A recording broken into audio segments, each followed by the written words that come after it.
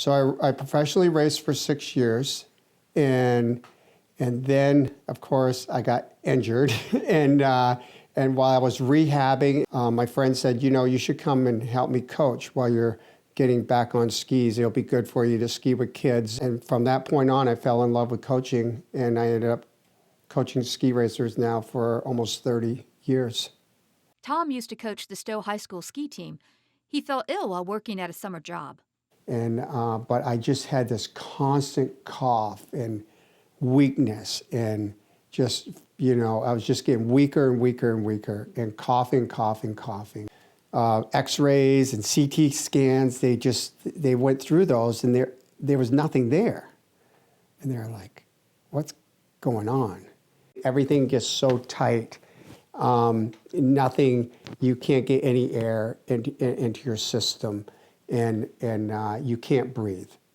And it's really hard, you know, like for me, because here I am, I'm an athlete, I'm a ski coach, I'm outside working every day. I mean, nothing has fazed me before. I'll take on any task in any weather, and you just do it and get the job done.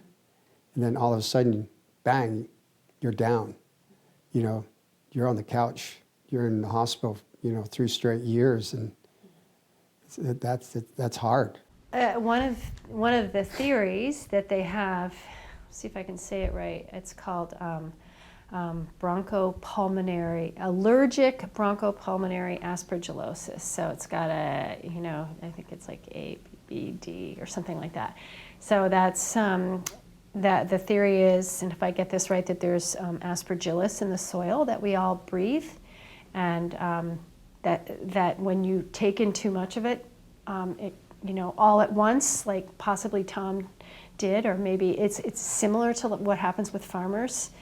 And so that's, you know, once that began to wreak havoc in his respiratory system, it just wreaked havoc in his respiratory system. And then all the other things kind of spiraled out from that.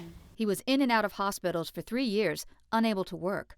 Laurie had to stop working to care for Tom. They went through their savings and retirement funds to cover their expenses. This medical crisis also became a financial crisis for the family. Basically, the first thing you're doing is trying to stay alive, you know, and you're trying to fight for your life there. And then once you get better, all of a sudden the reality check comes in of how much everything costs, you know, for the doctors and the hospitals to keep you alive and everything. And then all of a sudden it's boom, like that. And nothing's there, you know? And it's really hard to be humble and say, okay, we need help, you know, we need help. You know, when you get to that point, you know, you need help from anybody or something, just so the ship doesn't sink, you know, and the ship was sinking, you know, for us. A family member told Tom and Laurie about Copley's charitable care program. He called Copley's patient financial counselor, Angela Griggs.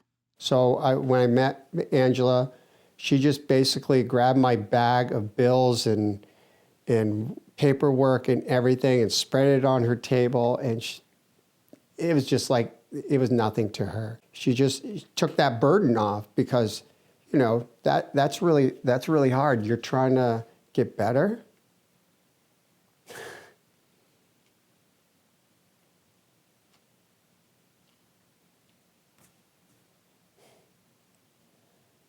Really talked about this much, I guess. But you're trying to get better, you know, and you're trying to, you know, feel good, but then, you know, reality check comes in, you know, you have bills to pay, you have to live, you know. And of course, our situation, when you're that sick, you know, Laurie had to drop everything so she could take care of me. And you're like, what do you do? You know? What do you do at that point? So to meet someone like Angela, who's just so special and so professional in that point, because she understands, you know, she understands. I think we sat down and cried at the table when we got the letter from Angela. It was said that they were going to take care of it for us. This, huge bill that we had. While better, Tom still struggles to manage his chronic condition. Laurie is working several part-time jobs. We have a long ways to go, but we don't have to, right now, worry about that point. I mean, if we had that burden on us right now, I mean, we don't know what we would do. And like working with Angela at Copley, they care.